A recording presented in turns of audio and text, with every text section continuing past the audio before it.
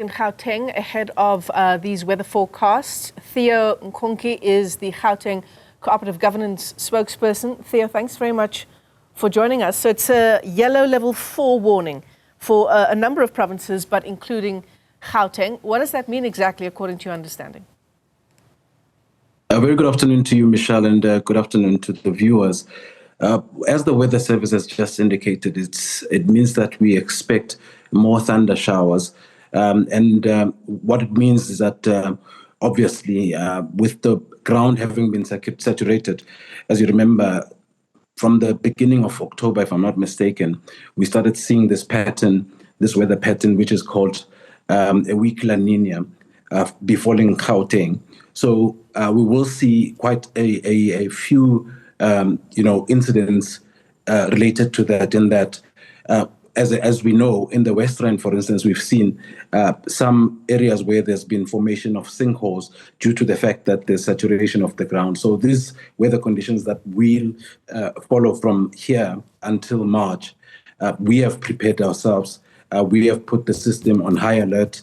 We are watching out for any eventuality. As you know, the Provincial Disaster Management Center, which is under Cogta, is really charged with coordinating all the efforts from all stakeholders, so from all sector departments, that is your Gauteng departments in the province, and as well as the private sector and NGOs. We are working together as one to make sure that we are ready for any eventuality. What's good news, though, Michelle, is that over the past couple of weeks since the beginning of this system, we haven't seen any major incidents, except for those, trees that were uprooted a few weeks back. But we haven't seen any loss of life as a result of this. And we still continue with the call to the public that they must take heed of all these warnings that are being issued by the Weather Service and ourselves, and take them seriously and act on them. Yeah, we have had an incredible amount of rain, haven't we, over the past few months. The information that the Cooperative Governance Department is getting, is it way above the average for this time of year, sort of the third quarter of the year? Rainy season or summer season is way above the average that we normally experience in Gauteng.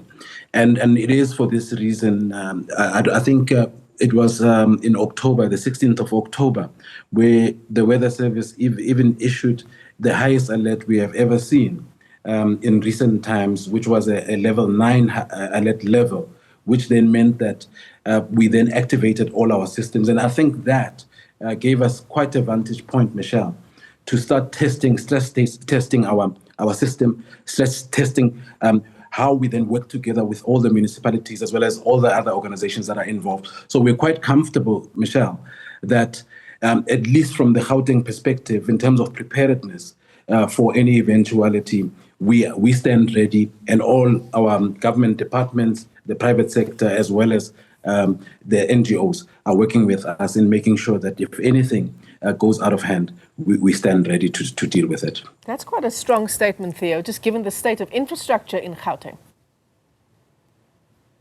No, absolutely. And it is in the risk assessment that is done by the PDMC and other disaster management centers in the districts and in the metros. That assessment is obviously factored in. As I said in Mirafong, we saw there was a sinkhole that formed, and it affected a road, a major road in that area.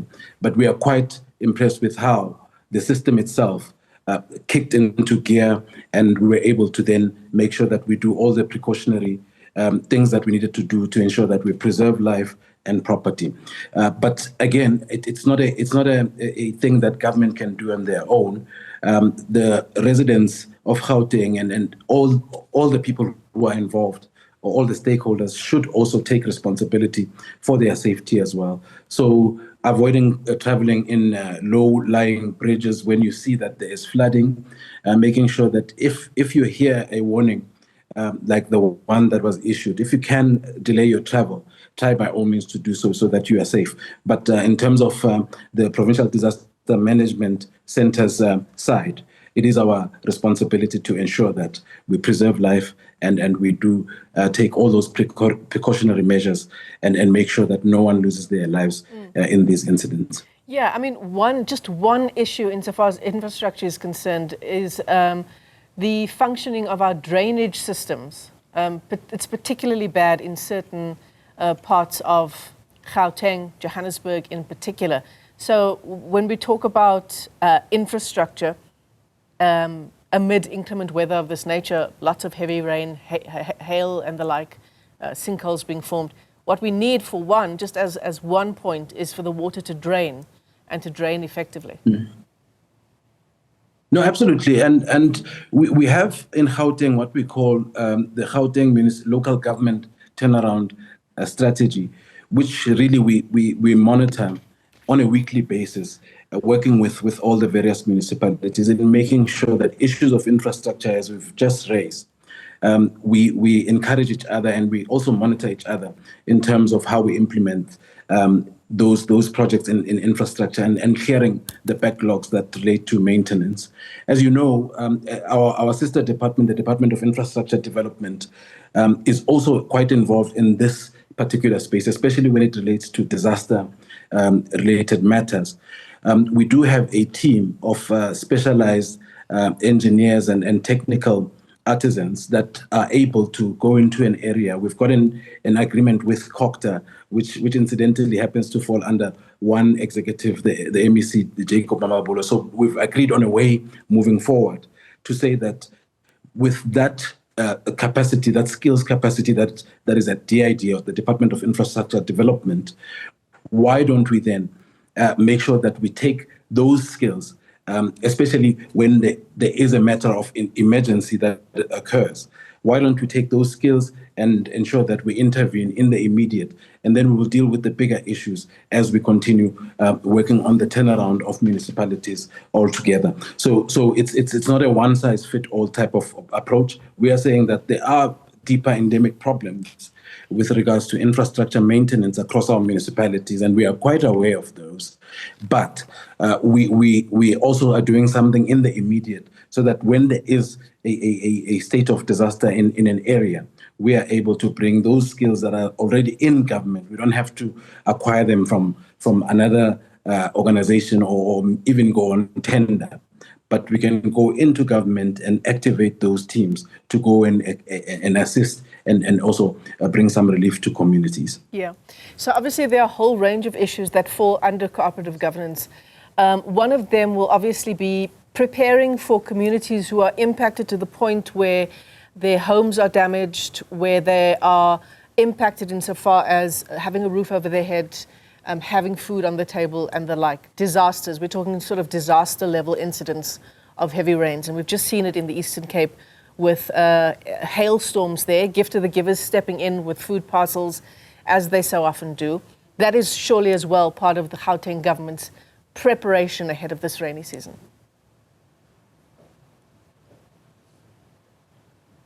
And actually, it's not only something that we are doing because we like doing it.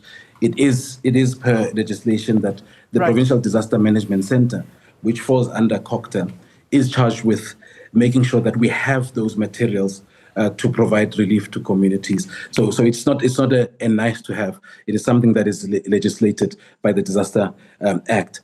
So we are quite fortunate as Gauteng, Michelle, that we haven't seen any major incidents. But I'm saying that perhaps with the capacity that we have across the metros and the district municipalities, obviously who work with the local municipalities, with the few incidents that we've seen, at least our system was stress test.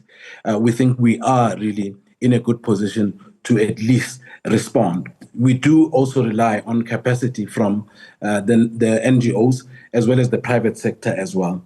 You mentioned gift of the givers. Those are people who usually work closely with the Disaster Management Center nationally and in the province to make sure that we provide relief to communities as soon as it's possible. But what's very important for us to emphasize is that most people, and we've seen this with the snow on the N3 highway, where there were early warnings that were issued to travelers, but travelers simply ignored those warnings. We are really emphasizing the importance of being on a very high alert between now and March, when authorities issue out any alerts, please take them seriously because they might help us in avoiding some of the disasters that may occur. And indeed might save your life. Theo, let me thank you for your time. Thanks for joining us. Theo It might save your Nkonki life. speaks on behalf of the Gauteng Cooperative Governance Department.